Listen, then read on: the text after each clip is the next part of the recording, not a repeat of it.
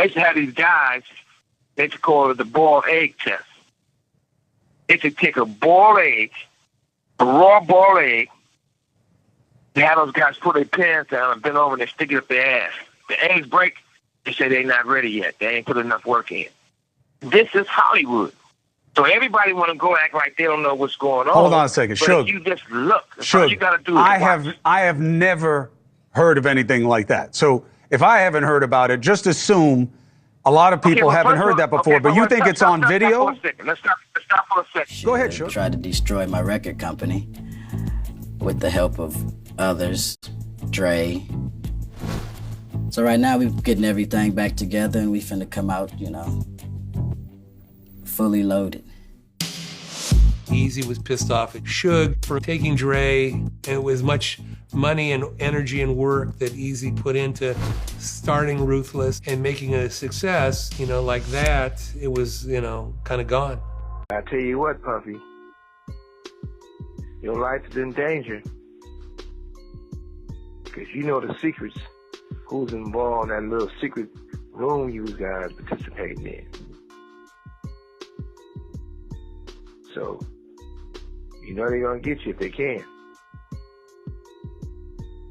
It's a little crazy how Puffy get booted out the alcohol business and Jimmy Iovine steps in with Andre and Snoopy promoting it. It's never a good look when it comes to culture of hip-hop and for our community, our people. I turn myself in. Sometimes you gotta face the music. That's most of the time. Puffy, I'm gonna give you some real advice. 2 quick things. You gotta make a decision. When you go to prison, either you're gonna be standing up pissing or squatting sitting down pissing. I advise you to try to take the first one, because you know if you're squatting pissing on the seat, you know what that means. Oh yeah, by the way, do not do your time going by Brother Love. Brother Love is not a good code name for prison. I'm out. I look at it like this. I look at real plain and simple. Ain't no whistleblower. Facts is there. But right now, I don't care if it's T.I., I don't care if it's Rick Ross, I don't care if it's Jay, I don't care if it's Snoop, I don't care if it's Game, I don't care if it's Dre.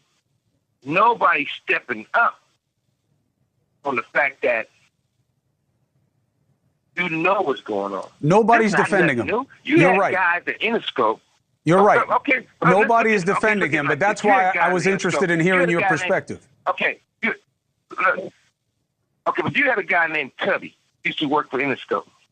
Do you think Diddy knows enough that it's a very delicate balance that maybe investigators will want to know these other names and greatly reduce his exposure to criminality to time versus what people would do to keep him quiet? Number one, I've been knowing him a long time, and we was friends. We're not enemies, but we were friends. He's not a dummy, so he's smart enough to work his magic. On top of that, this man right here, he been involved with the FBI and most of his career. He got powerful people. One of his partners who started his company with drug money, President Obama, got him out of prison. So it's not like he don't have no moves. So I don't think nobody should just count him out. I don't think he gonna lay down and just crawl in the corner and die. He probably going through a lot of shit right now because he probably going through a lot of withdrawals for the drugs.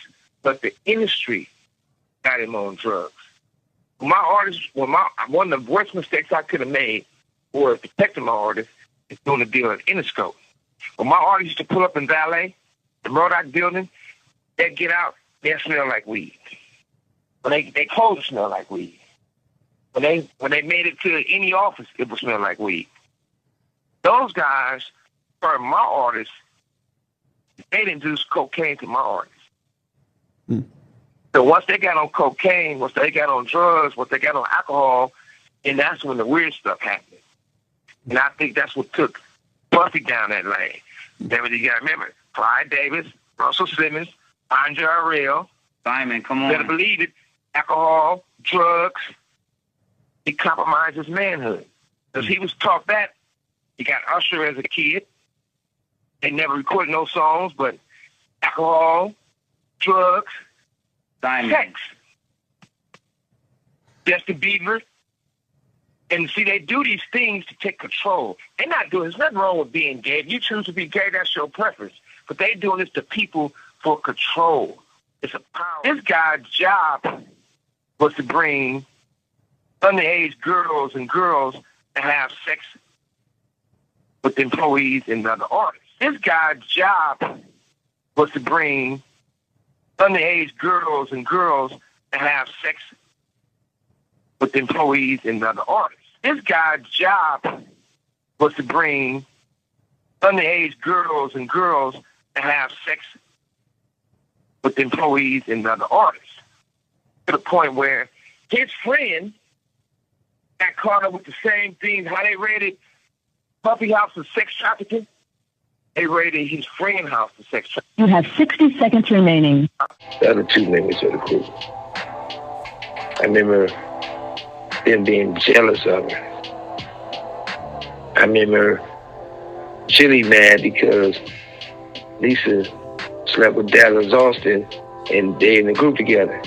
But Lisa respond was, but you know, you got herpes, so I made sure you put on rubber, so we all good. But nevertheless, she did some of the most incredible music that you can imagine. Real smart. So before he say something, he'll go and do his homework. He'll say, okay, this guy right here, they say he gay, he go both ways. I'm not gonna put it out there on him yet, but I'm gonna do my research, and if it's true, the world should know. Because this guy might be around one of those little kids one day and mess around with them, and you know, so I'm gonna do it too. So rumors are going around that Tupac was planning to expose Diddy for being on the DL and getting inappropriate with his young proteges after a video of Suge Knight resurfaced where Suge claimed that Pac was worried a certain producer could harm kids. Now, this isn't the first time we're hearing about these types of allegations about Diddy, and the internet previously called him out over his questionable behavior around Usher and Justin Bieber when they were just teenagers. But did Pac suspect that Diddy was allegedly doing something inappropriate with boys and young men? And is this the reason Pac and Diddy fell out? Let's break it down. And you got a boyfriend that works for you, a real boyfriend who used to be a dancer, so I'm gonna do it too. Actually, save him from a little child. That's why Pac attacked certain rappers and said they gay. Diddy is still trending following the arrest of his former associate, Keefe D, for his involvement in the murder of Tupac Shakur, and social media is buzzing with conspiracy theories about Diddy's connection to the case. And the latest theory to gain traction online claims that Tupac knew something about Diddy's alleged inappropriate behavior around young male artists. As you probably know, disturbing rumors recently started spreading online, claiming that Diddy allegedly did some questionable things to his young music proteges, Usher and Justin Bieber. And now an interview with Tupac's label boss, Suge Knight, resurfaced, in which Suge seemingly hinted that Pac wanted to expose Diddy's inappropriate behavior. These stories about Diddy have been circulating for a long time, and Jaguar Wright recently claimed that a former bad boy lawyer told her she once walked in on Diddy and R&B singer Christopher Williams. She witnessed something. She witnessed something that was disturbing to her. But what was really disturbing to her was the conversation that she had with Diddy after. See, Christopher Williams, I don't know, I guess he wanted to sign, I don't know what happened, but Puff was supposed to be giving him a demo deal, and he gave him a demo deal, and I guess it was supposed to turn into an album deal, which that never happened. But this young woman walked in to get approval on some paperwork, see.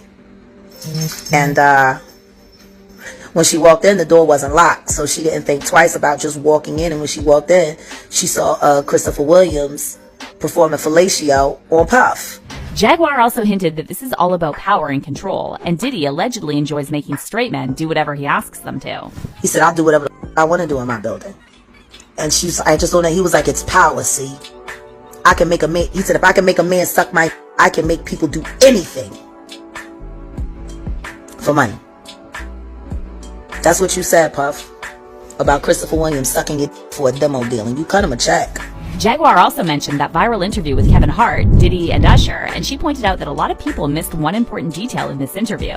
You was in a hotel room, and you had a dildo in the bed, and everybody was trying to skip past that part, and you just had a dildo in the bed. What was you using it for? Who was you using it on? Was you using it on yourself? Did somebody else use it on you? Why are you doing videos in hotel rooms with dildos and men? Only men present. Because you're a sodomite, that's why. Like, I don't know if every man that's had a sexual dealing with you, if it's been consensual.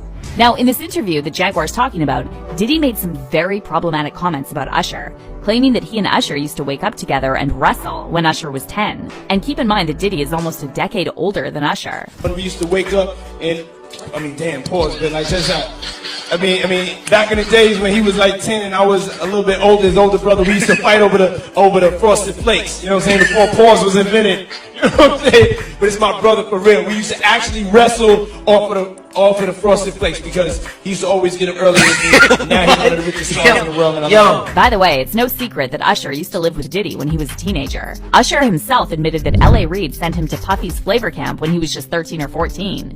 However, since Diddy said in that interview he used to wake up with 10-year-old Usher, it definitely raises some questions about when exactly Diddy met Usher and why they were sleeping under the same roof when Usher was 10. That's the crazy thing. Now, that was L.A. Reid's idea, right? We're sending you over to something called Puffy Flavor Camp. There you go. To learn Flavor Camp. Yeah, that's what it was called. You're a dad now. Would you ever send your kid to Puffy Camp? You're free, you walk in the streets, you walk into a party, standing in there, it's Puffy, Dre, Snoop. What do you say? First of all, you know I don't go to those type of parties. You know, I'm straight. All me. Cool on me. Now, if you want to say I go there and it's a regular club with all the women and they happen to be there, it's possible we might run across each other. I went and I sought out professional help. I had to go into therapy and go into rehab. Had to ask God for His mercy and grace.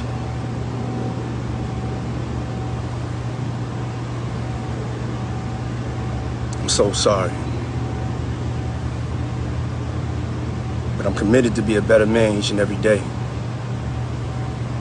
I'm not asking for forgiveness. I'm truly sorry.